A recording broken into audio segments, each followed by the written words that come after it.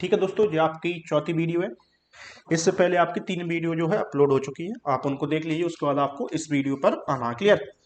3 वर्ष पहले 5 सदस्य वाले परिवार की औसत आयु 17 वर्ष थी। इसी बीच एक बच्चे का जन्म हो गया। आज भी उस परिवार की औसत आयु उतनी ही है। बच्चे की वर्तमान उम्र क्या है? सिंपल सा है। तो 3 वर्ष पहले की बात कर रहा है, तो 3 वर्ष पहले जाते हैं। 3 वर्ष पहले। क्लियर।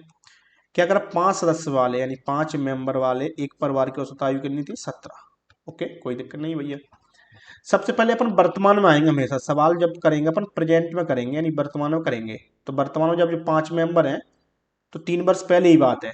3 वर्ष में सब लोग 3-3 बढ़ेंगे, यानी बाप बेटा सब माता पिता जो भी होंगे सब 3-3 वर्ष बढ़ेंगे ना। ऐसा तो नहीं एक बंदा कहता है बड़ा वाला, छोटे वाले तू लोग 3, तेरे बदले मैं बढ़ जाता हूँ और अपने 3 यानी 6 बढ़ जाता हूँ।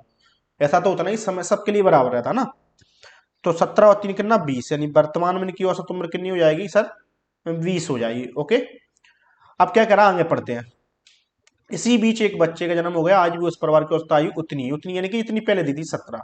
अच्छा, बच्चे के जन्म हो गया तो मेंबर कितने हो जाएंगे? 5 से एक मेंबर बढ़ के 6 मेंबर हो जाएंगे और औसत उम्र कितनी है? 17। अब पहली क्लास की पहली वीडियो का पहला कॉन्सेप्ट समझ लीजिए, वही आ गया। जहां से जहां तक कौन आया भैया? एक बच्चा आया। कौन बढ़ा? एक बच्चा। और जहां पर औसत कितनी बढ़ गई? 3। तो कर लो, बच्चे की निकाल लो। यदि बच्चा 20 का ही आता ना, तो औसत बढ़ती ना ही औसत घटती। लेकिन क्या हो रहा? औसत में हो रही कम। सॉरी, जहां कमी हो रही ना, कितनी की हो रही? 3 की। औसत घट रहा है, नहीं सबका घटना। 6 का गुणा कर दो, क्योंकि औसत क्या रहता है? बराबर बराबर, सब में 6 में बराबर बराबर घटा होगा। तो 20, 6 × 3 18, 18 घटा दो तो बच्चा कितना आ गया? 2 वर्ष का। तो इस प्रकार से आपका सवाल आ जाएगा। क्लियर। थोड़ी प्रैक्टिस करना, आपको मेहनत करना, समझना है। एक नोट्स बनाते जाए, फिर बनाते जाए, और आपका आराम से सब कुछ आपको समझ में आ जाएगा ना। Next question. क्वेश्चन क्या है? 10 वर्ष पहले एक 4 सदस्य वाले परिवार की औसत आयु कितनी थी? 24 वर्ष। तो सबसे पहले मैं प्रेजेंट में ही ले आता हूं ना, उतारना नहीं। 10 वर्ष पहले वाला 4 मेंबर हैं, 10 वर्ष पहले 24 थी। सब 10-10 वर्ष बढ़ जाएंगे प्रेजेंट में आके, तो कितनी हो जाएगी? 34। क्लियर। इसी बीच 2 बच्चों का जन्म हो गया। ठीक है भैया, 2 बच्चे का जन्म हो गया तो 6 मेंबर हो गए। 2 बच्चे बढ़े ना इस बार। उस परिवार की औसत उम्र उतनी उतनी नहीं जितनी पहले दी थी। पहले कितनी दी थी आपको? 24। तो भैया ठीक है। अब क्या करा? छोटे वाले बच्चे की उम्र क्या है, यानी छोटे बच्चे की उम्र पूछिए। बोला इनके बीच अंतर कितना? 2 साल का है। यानी कि जो बड़ा बेटा ना, छोटे बेटे से कितना बड़ा है? 2 साल, यानी इतना ही अंतर है ना दोनों का। यही तो बोल रहा है। अब देखें, जहां पर 2 बच्चे बढ़ रहे हैं, यानी कौन कौन बढ़ रहे हैं एक साथ? बड़ा प्लस छोटा।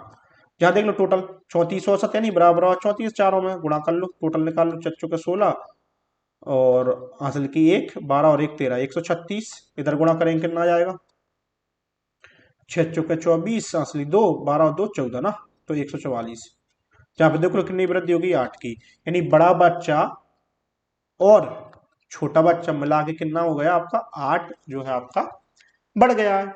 अब जहां पर देखें, सैमसंग के एक बार जुड़ रही हो और सैमसंग के एक बार घट रही हो, या तो आपको इक्वेशन करके भी आप इसे सॉल्व कर सकते हैं, बट डायरेक्ट तरीका मैं आपको बता देता हूं, जिससे कि आपको आगे इस प्रकार के बहुत सारे कॉम्बिनेशन मिलेंगे। हर एक टॉपिक में आप एवरेज निकालोगे, इसको आप टाइम एंड वर्क निकालोगे, या फिर आगे जाके आप टाइम एंड डिस्टेंस करो, सब में आपको जो कॉन्सेप्ट मिलने वाला है। क्या? एक संख्या सैमसंग के एक बार जुड़ रही है और सैमसंग के एक बार घट रही है। जहाँ एक्स वाई हो सकता है, पी क्यू हो सकता है, ए बी हो सकता है, मतलब सैमसंग के एक बार घट रही हो और एक बार जुड़ रही हो। तो इसको पहली वाली संख्या उसे डायरेक्ट निकाल सकते हैं। इन दोनों को जोड़ के आधा, दोनों को जोड़ दो 10, आधा करने के लिए 2 से भाग देते हैं, कितना आ जाएगा? 5। ओके। दूसरी वाली क्या है? इन दोनों के अंतर का आधा, अंतर कर दो, बड़े में छोटा घटा देंगे, 8 में से 2 जाएंगे तो कितने आएंगे? 6। 6 का आधा कितना आ जाएगा? 3। क्लियर। तो बड़े बच्चे की 5, छोटे बच्चे की 3। तो किसकी पूछी? छोटे बच्चे की पूछी, तो कितनी आ जाएगी? 3 वर्ष। क्लियर। तो जो कॉन्सेप्ट बहुत ज्यादा इंपॉर्टेंट है आपका, इसको नोट कर लीजिए एक रजिस्टर में ना। नेक्स्ट, ये एलिगेशन वाली मेथड के हैं, तो इसको समझे। एक कंपनी में 7 तकनीकी कर्मचारी थे, उनका औसत कितना था? 10,000 था। जबकि गैर तकनीकी के 7800 रुपये आए थी औसत, और सभी कर्मचारियों की मिला दे तो कितना थी? 8500। उस कंपनी में कुल कितने कर्मचारी थे? ध्यान रखना, एलिगेशन एक मेथड है, उसे कहां लगा सकते हैं? जब 2 चीजें अलग अलग दी हो और एक दोनों का दिया हो मिक्सर। जैसे कि जहां पर दिया शक्कर का भाव, जहां पर दिया गुड़ का भाव, और जहां पर दिया गुड़ प्लस शक्कर मिला देंगे तो इतने भाव से बचेगी। तो इनमें एलिगेशन निकाल के जब नीचे वैल्यू आती है, वो इनकी संख्याओं का रेशियो आती है। किसका रेशियो आती है? इनकी संख्याओं, यानी कि इनकी मात्रा का रेशियो आती है। क्लियर। अब समझे। एक कंपनी 7 तकनीक कर्मचारियों की औसत आयु कितनी है? 1000 है। जबकि गैर तकनीक कर्मचारियों की कितनी है? 7800। देखो, तकनीकी कर्मचारी संख्या भी दे दी कितनी, 7 संख्या, इसे ध्यान रखना जो बाद में काम आएगी। इनकी औसत आय आय कितनी है, 10,000। तकनीकी को लिख लिया टेक्निकल यानी टी, आप कुछ भी लिख सकते हो। इनकी औसत आय कितनी है, 10,000 रुपये। ओके ठीक है। गैर तकनीकी को लिख लिया नॉन टेक्निकल, एनटी लिख लो। इनकी औसत आय कितनी है, 7800 रुपये। ठीक है भाई साहब, तकनीकी अलग प्रकार के, गैर तकनीकी अलग प्रकार के, और लेकिन कह सभी सभी में तकनीकी और गैर तकनीकी दोनों आ जाएंगे। सभी कर्मचारी की औसत आय कितनी है, 8500। कोई दिक्कत नहीं, लो भैया 8500 घटा दो, बड़े में छोटा घटाते हैं और सामने रखते हैं। क्लियर, बड़े में छोटा घटाते हैं और सामने रख देते हैं। देखना जो बीच वाली वैल्यू की एक विशेषता रहती है, एक से रहती है छोटी और एक से रहती है बड़ी। देखो 10,000 से छोटी है और 7800 से बड़ी है। ये चीज भी आपको हमेशा नोट करके चलना है। अब देखो बड़ी संख्या कौन सी, 10,000। 10,000 में 8500 घटा देंगे कितना आ जाएगी, 1500। ओके, 8500 बड़ी है, छोटी घटाएंगे तो कितनी आएगी, 700। 2 जीरो से 2 जीरो काट दो, क्यों रेशो में रहती है, तो 7:15।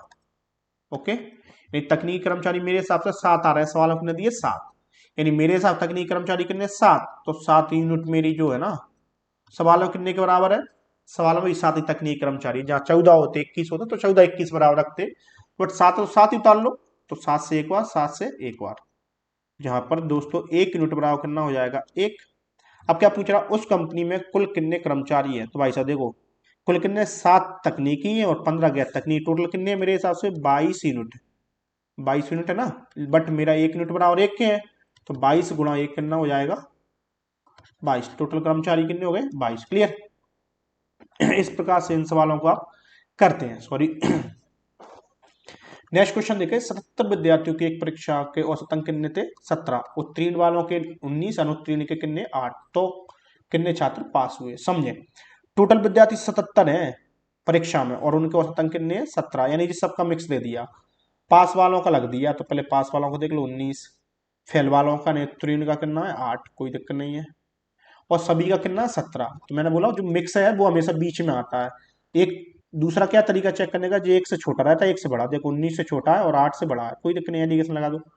बड़े में छोटा घटाओ सामने रखो, बड़े में छोटा घटाओ, 17 में से 8 घट जाएंगे, कितना आ जाएगा 9।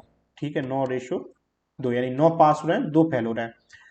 अब यूनिट कैसे बनाते हैं, यूनिट कैसे बनाते हैं, सवाल में क्या दिया, 77 विद्यार्थी एक परीक्षा में, यानी टोटल विद्यार्थी दिए 77, इनने परीक्षा दी है, तो टोटल देखो 9 मेरे पास हो गए और 2 फेल हो गए। परीक्षा कितने ने दी थी, 11 ने, तो मेरा जो 11 यूनिट बराबर कितना आ जाएगा, 77। 77 काट दो, 11 से कट जाएगा, 1 यूनिट बराबर जो मेरा है वो कितना आ जाएगा, 7।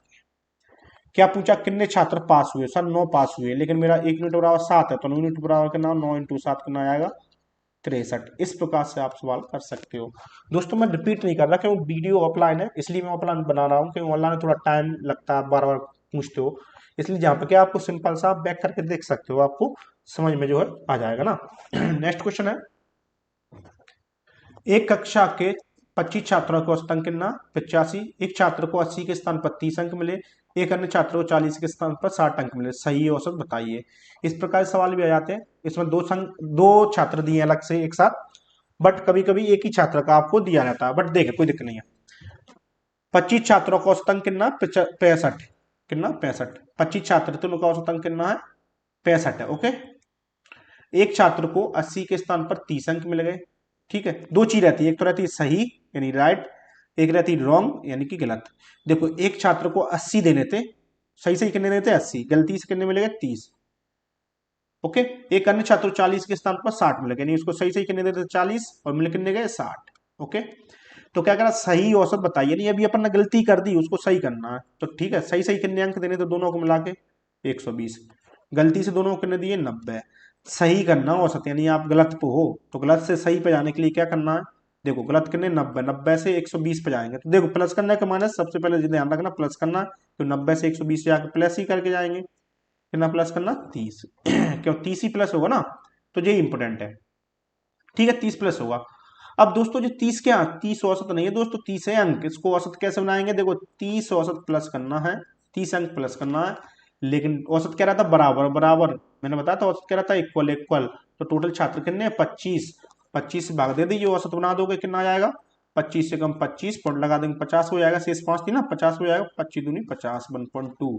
क्लियर, तो पहले औसत कितना था देखो दोस्तों, सबका औसत पहले कितना था 65। ओके, और 1.2 आपको बढ़ाना है। जहां पर सन किसका प्लस का, तो प्लस आएगा, माइनस का दो तो माइनस आता, प्लस का तो प्लस आएगा, तो कितना आया 66.2। आंसर आ गया 66.2। इस प्रकार सवाल मैं और भी आपको सीट में प्रोवाइड करवा दूंगा आगे जब भी पढ़ाऊंगा जब ना सॉरी। इस देखे 7 संख्याओं का औसत करना है, 37 है, उसमें से पहली 2 संख्या 35 है और अगली 4 संख्याओं का औसत करना है 40 है। 7वीं संख्या बताओ। सिंपल सा, इसको ऐसे करना, कैसे 7 संख्या औसत करना है 37, उन्हीं में से पहली 2 संख्या कितनी है भाई साहब, पहली 2 संख्याओं का औसत क्या है 35, तो लो 2 संख्या स्टार्टिंग की उनका औसत करना 35, यानी दोनों संख्या 35 35 की है, कोई दिक्कत नहीं है। और अगली 4 संख्या औसत करना 40, अगली जो 4 संख्या है उनका औसत करना 40, लो टोटल ऐसे निकलता ना।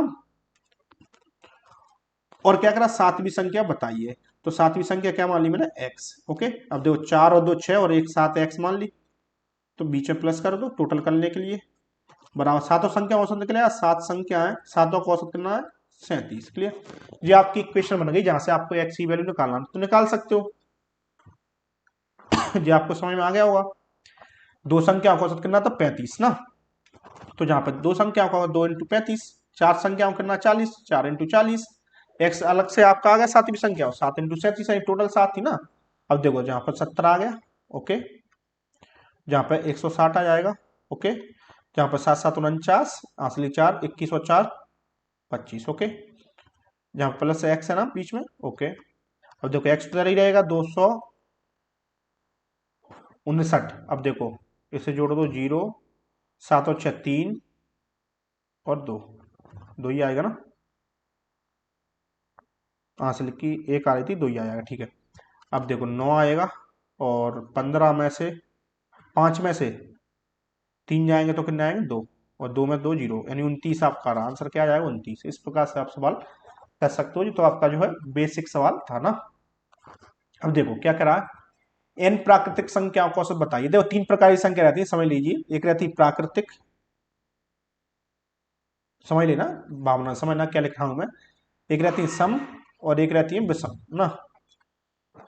तो प्रथम एन प्राकृतिक संख्या पूछे, प्रथम एन प्राकृतिक संख्या पूछे तो क्या करना आपको, औसत आपका जो निकलेगा वो निकलेगा n प्लस 1/2। और प्रथम n सम संख्या पूछे, प्रथम n सम संख्या का औसत निकालेंगे तो n प्लस 1 आ जाएगा, और प्रथम n विषम संख्या का औसत निकाले तो क्या आ जाएगा n। क्लियर, तो जहां पर क्या पूछा, प्रथम n प्राकृतिक संख्या का औसत बताइए, क्या आ जाएगा n प्लस 1/2। क्लियर, देखो प्रथम n सम संख्या का पूछे तो n प्लस 1 आ जाएगा, और प्रथम n विषम संख्याओं का पूछे तो दोस्तों इसका आ जाएगा n। क्लियर, n प्लस 1/2 प्रथम n प्राकृतिक संख्या, n प्लस 1 प्रथम n सम संख्या, और n क्या आ जाएगा प्रथम n विषम संख्याओं का औसत। क्लियर, तो इस प्रकार से सवाल अपन निकालते हैं ना। तो अब नेक्स्ट जो है अगली वीडियो में आपको कराऊंगा।